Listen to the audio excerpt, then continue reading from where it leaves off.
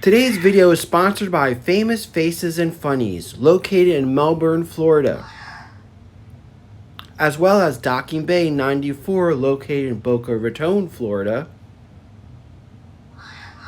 and Ian's Display Stands. Check on the link below, and remember, shipping is nationwide.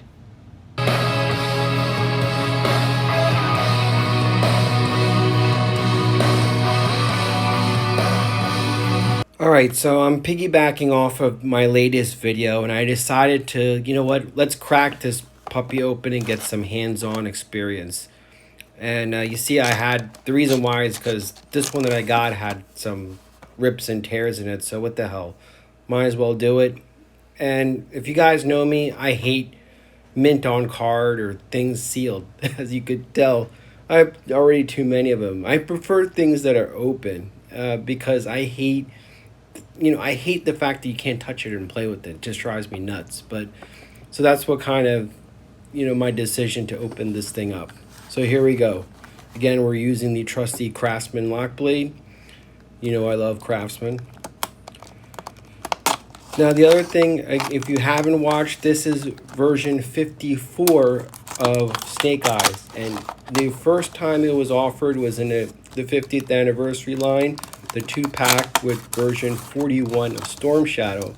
It was also offered in the Pursuit of Cobra line. So this is the third time this mold is being offered. And from that video, you guys knew that my one complaint is that this thing has so many fucking accessories, more than a figure can hold, so we're going to put that to the test. A lot of the fans were against this, and I totally understand that.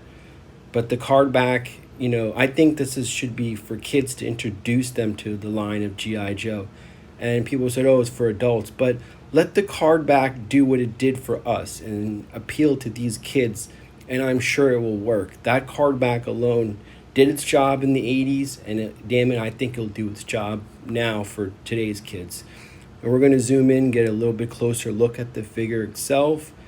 And I brought it out here so you could see the accessories a little bit better. It's a combo between version 1 and version 2 with a slight homage to issue number 21. And you see there's a satchel that was in version 1, 2 knives, his sword from version 2, 2 ninja swords, katanas, along with its holders. Like I said, the knives are there. I'll point that out again. And his traditional Uzi, 2 handguns, and silencers. So we're going to try to fit as much as we could to see what this figure can hold, as well as I brought out the retro figures and some 25th anniversary lines. And here we go. This is the first attempt of putting as much shit as I could on him. And this would be his firearms version. I put the swords in the back. And then you see that's what's left over from all the things that I put in. Alright, so let me straighten out this side knife. There we go. Again, like I said, there's a lot of things you could not like about this, but at the same time, let's look at it from, if we're going to introduce it to today's kids or people that don't know much about Snake Eyes or want to get into it, 'cause this would be not bad. I mean, yes, it is the third time this thing is offered, and then I show that his silencer and his sidearm could be on the side, as well as he has that knife down below. This is not a bad way to do it. And like I said, the original artwork did its magic in the 80s, and it did its magic in the 25th line. I have no doubt that it'll do its magic again for this generation and to attract young people.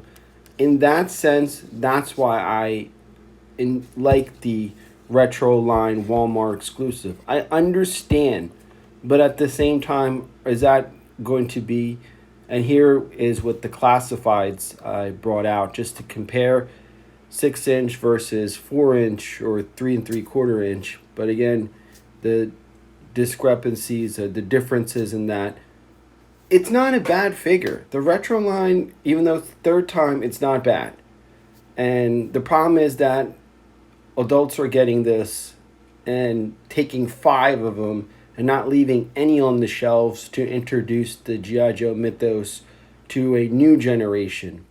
And here we go with the classic OG figures. This is the retro line if you want to.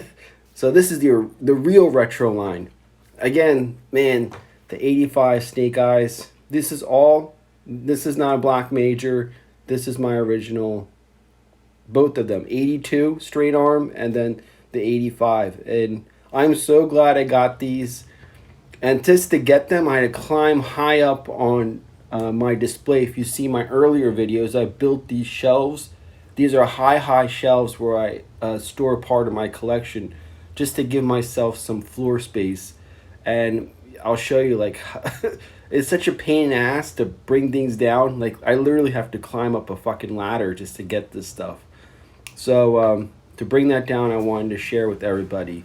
So now we're going to try to compare it to the 25th anniversary line.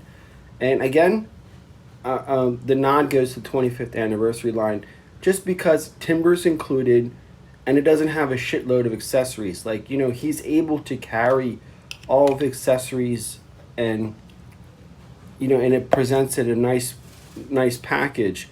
Where with this Walmart retro line, you're going to have to find a Ziploc bag and store this shit. Otherwise, these things are going to be lost.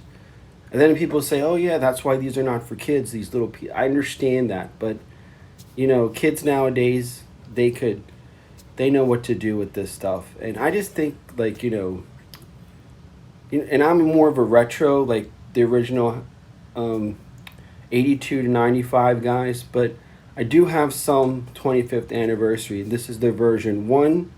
Again, in the G.I. Joe comics, this is what Sean Collins is wearing, where Dawn Marino is wearing an homage to the version 2 Snake Eyes uniform.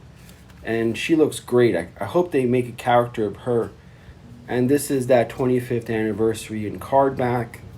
The first one I showed that's out of the card is part of that 5 figure with Duke, Scarlet, Roadblock, and Gung Ho. But this one is just, I just wanted to pull out because it's the same thing. So there's no difference. Alright, so that's my unopening and recap of this Walmart retro line Snake Eyes.